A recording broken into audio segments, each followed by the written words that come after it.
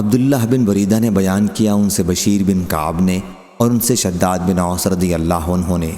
کہ نبی کریم صلی اللہ علیہ وسلم نے فرمایا، سب سے عمدہ استغفار یہ ہے، اے اللہ تو میرا پالنے والا ہے، تیرے سوا کوئی معبود نہیں، تو نے مجھے پیدا کیا اور میں تیرا بندہ ہوں، اور میں تیرے عہد پر قائم ہوں اور تیرے وعدے پر جہاں تک مجھ سے ممکن ہے تیری نعمت کا طالب ہو کر تیری پناہ میں آتا ہوں اور اپنے گناہوں سے تیری پناہ چاہتا ہوں، بس تو میری مغفرت فرما کیونکہ تیرے سوا گناہ اور کوئی معاف نہیں کرتا۔ میں تیری پناہ مانگتا ہوں اپنے برے کاموں سے۔ اگر کسی نے رات ہوتے ہی یہ کہہ لیا اور اسی رات اس کا انتقال ہو گیا تو وہ جنت میں جائے گا، یا فرمایا کہ وہ اہل جنت میں ہوگا، اور اگر یہ دعا صبح کے وقت پڑی اور اسی دن اس کی وفات ہو گئی تو بھی ایسا ہی ہوگا۔ صحیح بخاری حدیث نمبر 6323۔